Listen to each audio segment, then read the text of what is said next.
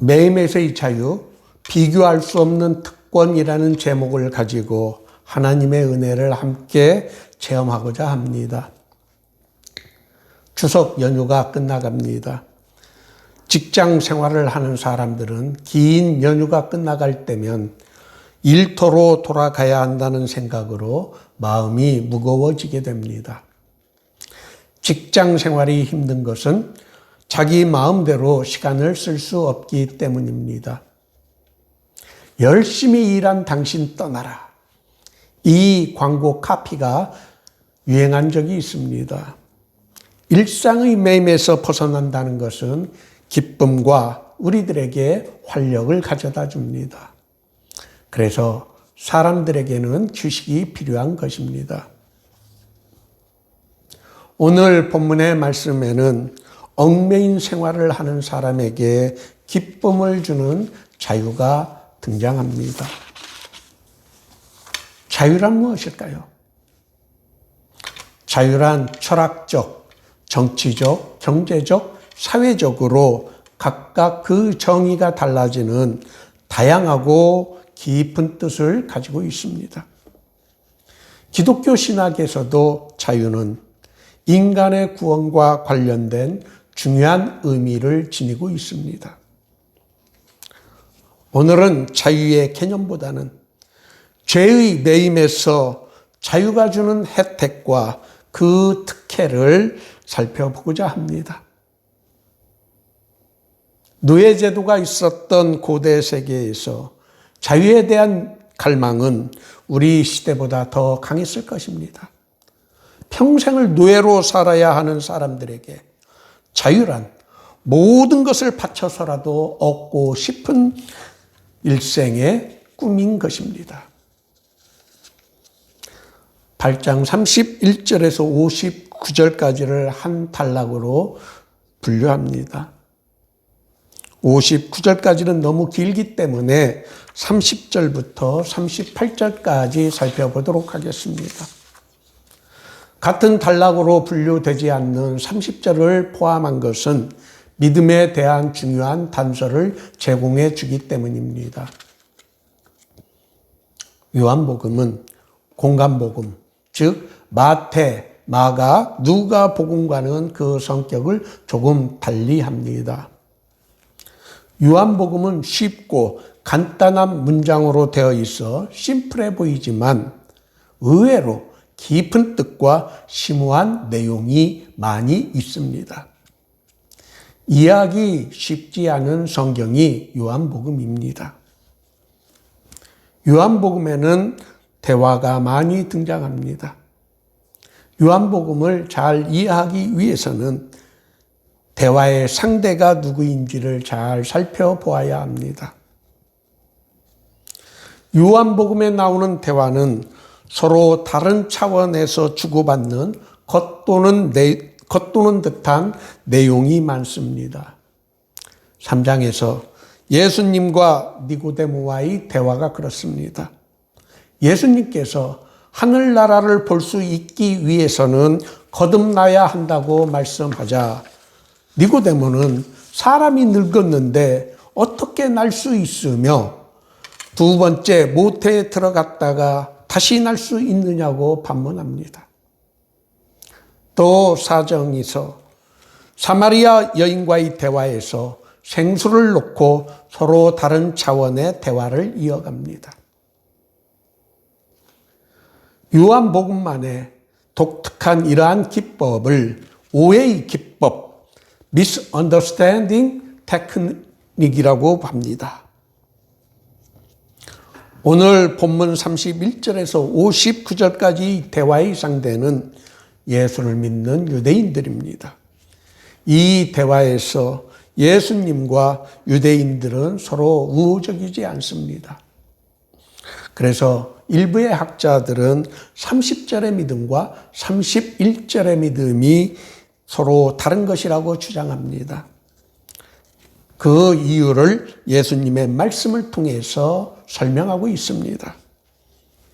예수님은 자기를 믿는 유대인들을 향하여 내 말이 너희 안에 거할 곳이 없고 너희는 너희 앞이 마귀에게서 났으며 내가 진리를 말함으로 너희가 나를 믿지 않는다라고 말씀하셨습니다. 하나님께 속한 자는 하나님의 말씀을 듣지만 너희가 듣지 아니함은 하나님께 속하지 않았기 때문이라고 말씀하셨습니다. 이 말씀에서 우리는 구원에 도달하지 못하는 부적절한 믿음, 변덕스러운 믿음 또는 피상적인 믿음이 있다는 것을 알게 됩니다. 예수님의 씨 뿌리는 비유에 나오는 길가에 뿌려진 씨, 돌밭에 뿌려진 씨, 가시떨기에 뿌려진 씨가 이런 경우에 해당됩니다.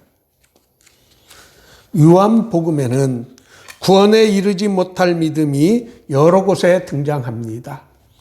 특히 6장 66절에서 예수님께서 오병이어의 기적의 의미를 설명하는 어려운 말씀을 하자 그때부터 예수님의 제자 중에서 많은 사람들이 떠나고 다시 그와 함께 다니지 아니하였다라고 기록하고 있습니다.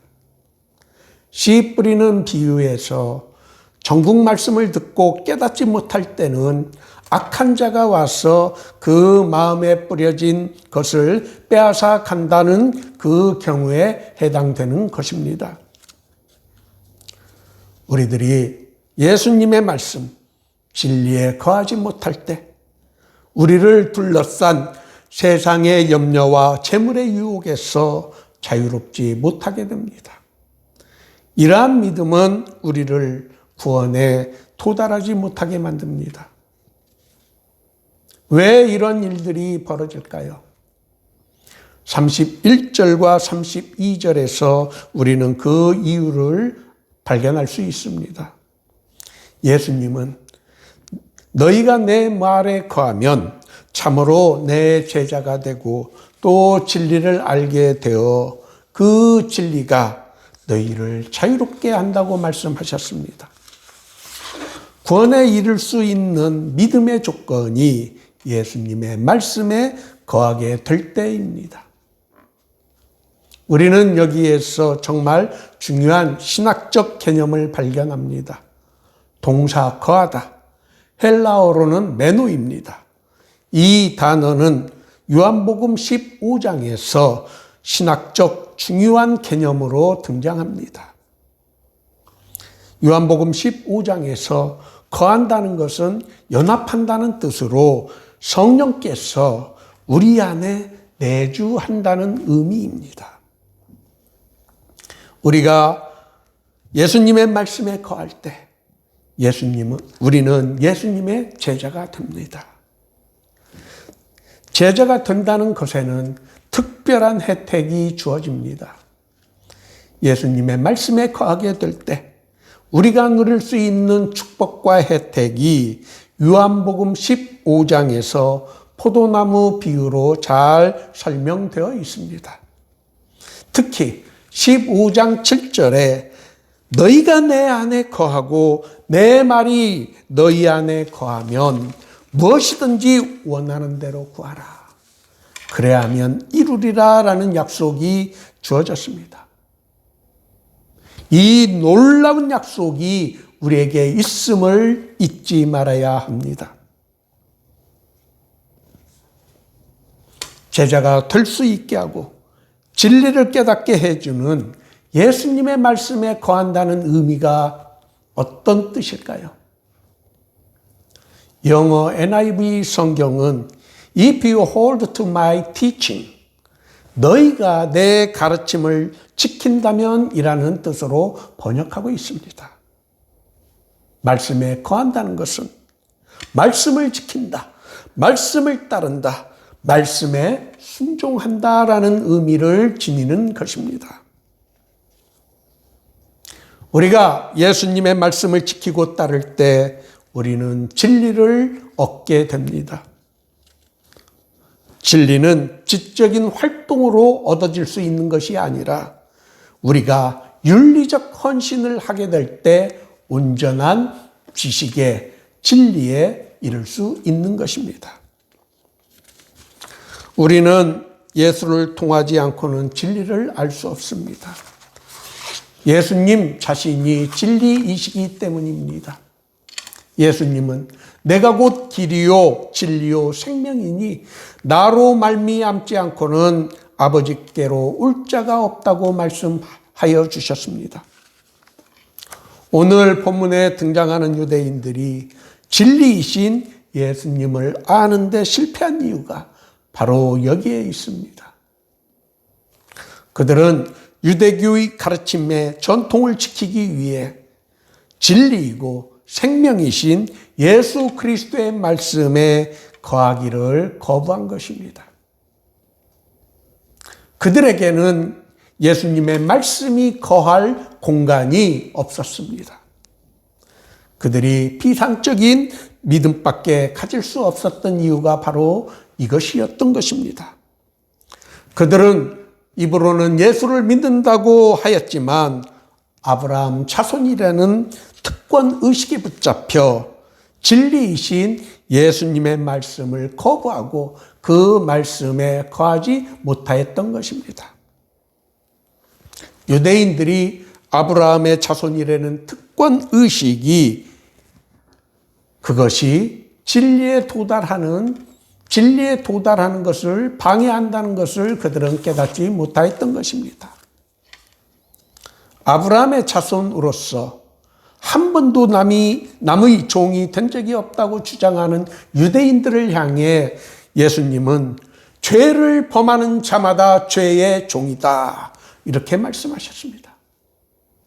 유대인들은 아브라함의 자손이라는 타이틀이 모든 죄에서 면책 특권을 가져다 준다고 착각한 것입니다. 남의 종이 된 적이 없다는 유대인들의 주장이 거짓이라는 것을 우리는 성경을 통해서 알 수 있습니다. 십계명은 나는 너를 애굽 땅 종되었던 집에서 인도하여 낸 내 하나님 여호와니라라고 시작합니다.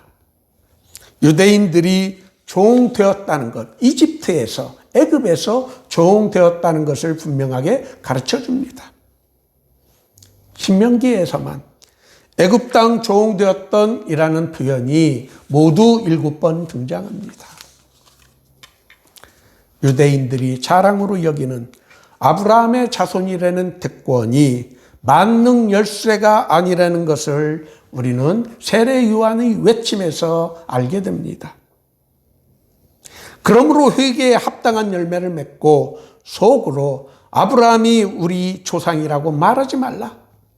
내가 너에게 이르노니 하나님이 능히 이 돌들로도 아브라함의 자손이 되게 하시리라 라고 세례 요한은 외쳤던 것입니다.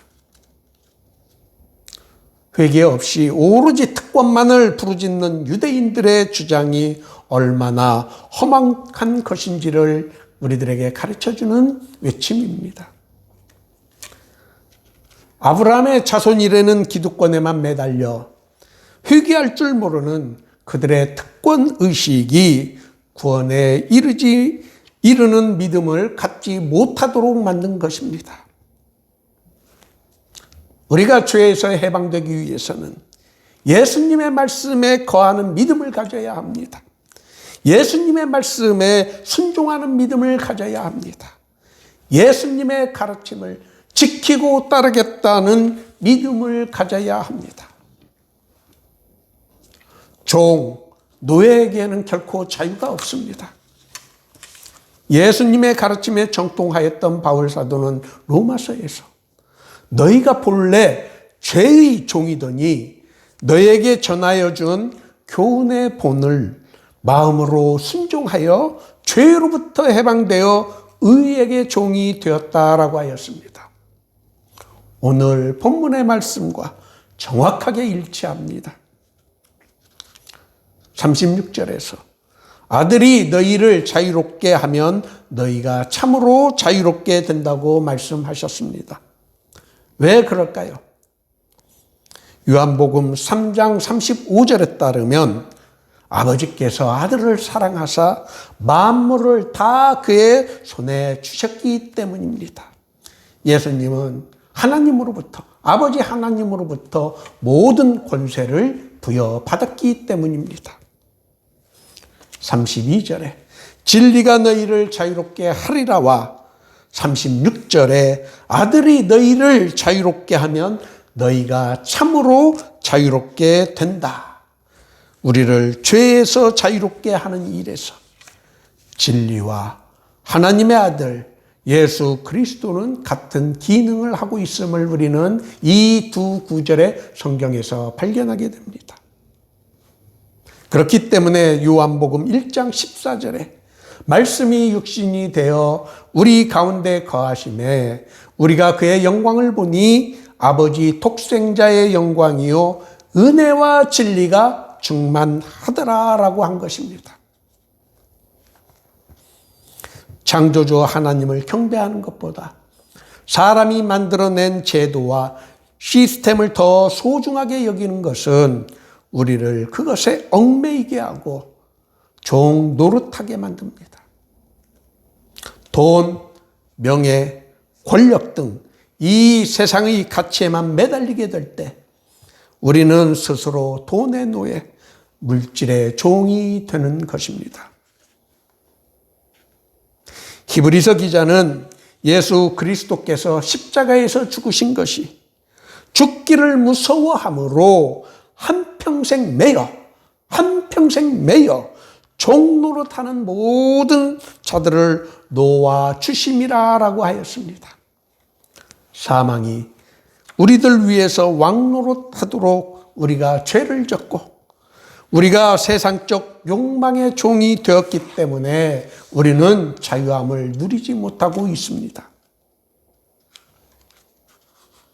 바울 사도는 갈라디아서에서 그러므로 내가 이후로는 종이 아니요 아들이라고 하였습니다.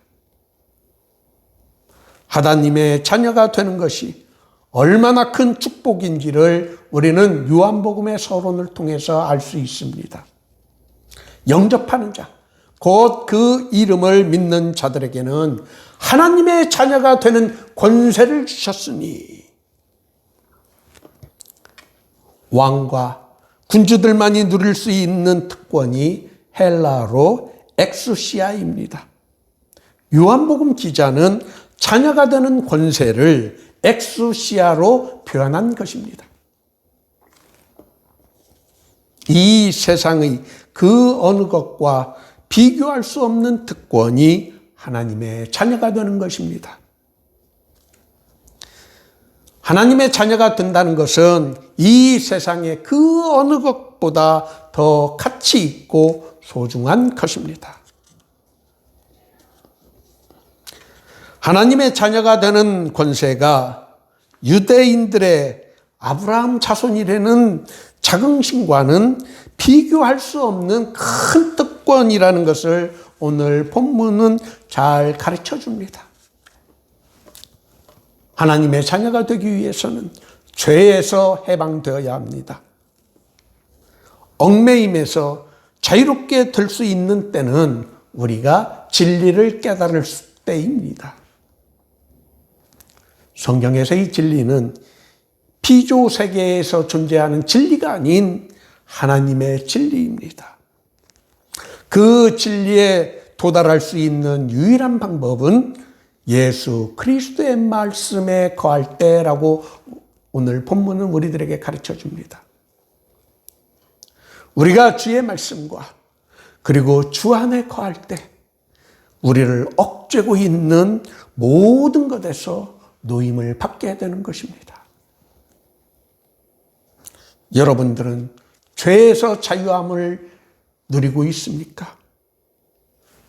오늘 모두의 교회 예배에 참석하신 여러분 모두가 진리를 알므로 죄에서 자유를 얻고 하나님의 자녀가 되는 권세를 누릴 수 있기를 예수님의 이름으로 축원합니다.